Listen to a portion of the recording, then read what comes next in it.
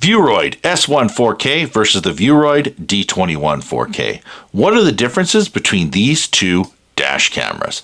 Both of them are using a Sony Starvis 2 IMX678 4K image sensor, which works great during the day and at night for video clarity.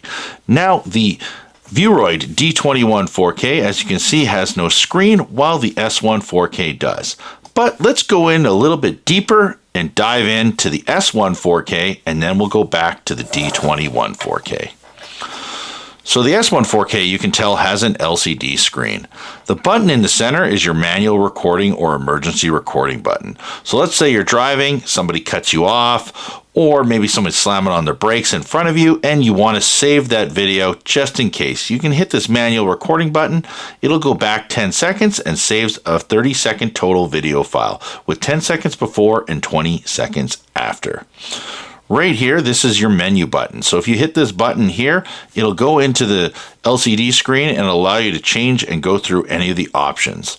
This changes the view that goes right on the LCD screen. So if you want to see the rear camera show up on the screen, you can have the rear camera show up on the screen, or the front or interior, depending on how you want it set up to show on your LCD. This is to turn microphone recording on or off. If you don't want it to record any audio, you can turn that on or off quite easily by hitting the little microphone button here. This is to turn the Wi-Fi on. This is only so that you can use your smartphone app in order to pair directly with the unit. We look at the side here, there's a USB-C cable. This is not for power. What this is for is it allows you to download videos. So you can take this, plug it right into a computer, and download videos manually. Or you can plug it in your phone. If you have an iPhone 15, 16, or 17 with a USB-C, you can plug it right in and download videos that way. Or you can plug it right into an Android device that has USB-C. On the other side, you can see it has a micro SD card, and it does support up to 512 gigabytes of storage, depending on what SD card you put into it.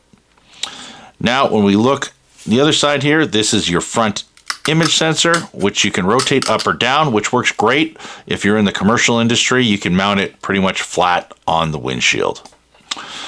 On the top here, we have your DC in for power. We have the rear camera input and interior camera input. We also have your on-off switch. Now, there's been a bunch of reviews online of people saying that once you stick it on the windshield, this camera doesn't come off, which is quite funny because this camera actually slides sideways right off the mount. It's the only camera that I know of right now where you can take this and not have to unplug any of the connections for the camera so that you can take it with you. Like if you look at a Viofo or some of the other brands, you still need to unplug some of the connectors before you slide it off, unless you're running a front camera only. So that is one of the nice perks of the Vueroid S1. So this is the Vueroid D21 4K. As you can see here, this is the main power button, your Wi-Fi button in order to turn it on so you can pair your smartphone app directly with the unit when you're in the vehicle with the ignition on. This is your manual recording button, so if you hit that, it'll go back 10 seconds and save a separate video file, typically of 30 seconds in length. And this is your voice recording / audio recording button. You can change all the various profiles by hitting this button. If you don't want it to record audio, turn it off.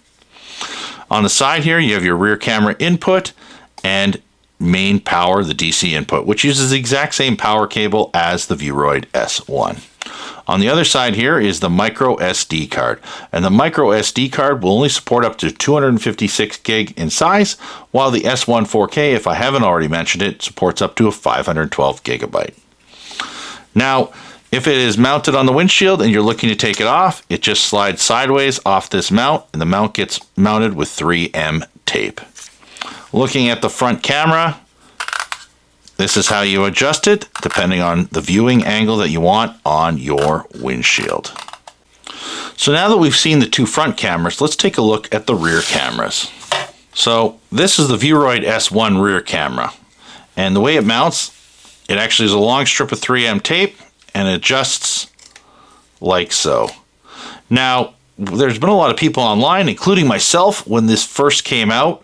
I thought when you mount it on the back window of a truck that it wouldn't actually get any kind of good viewing angle. But believe it or not, even mounting it, I don't know, is perpendicular? Is that what vertical like this? And you mount it up top on a windshield, like on a Ram truck or Ford truck, it actually still gets very good coverage out the back, which actually surprised me. And we actually took some screenshots. I'll try and insert one here if I have one, just so you have an idea. And then it has this end cable on it. So a lot of the ones out there, as you can see, like the D21, it plugs directly into the side here.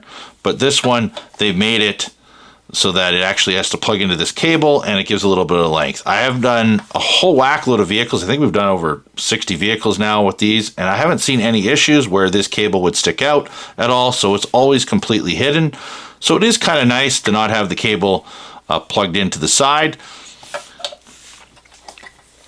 The only issue that we've seen with the S1 4K rear camera is stuff like a Toyota 4Runner.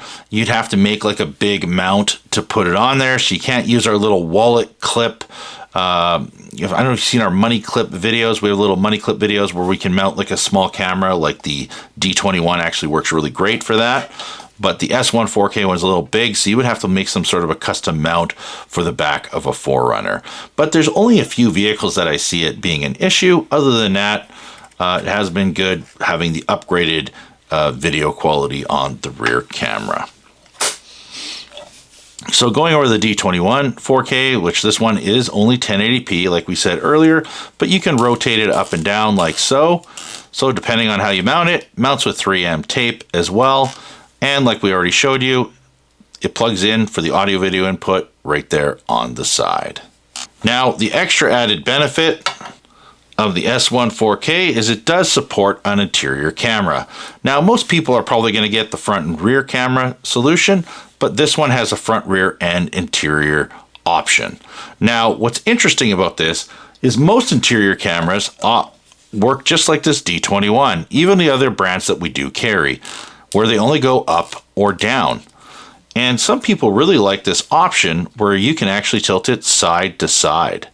So you don't only have to go up and down, you can also go side to side. And what's nice about it being able to go side to side is there are some people who are worried about if they get pulled over, so you can mount it on your windshield and have it put off on an angle directed towards like the driver's window or the passenger window, right?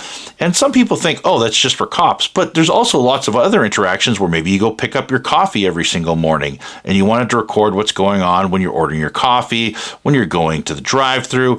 There's lots of other situations where maybe you want to record the incident that happens. So either way, it is some flexibility. We've had a lot of customers ask for this, which is funny because when this first came out, I actually thought it was a really stupid idea. But we've had a lot of really good feedback from customers saying they do like the flexibility of the camera being able to go side to side when a lot of other ones on the market don't.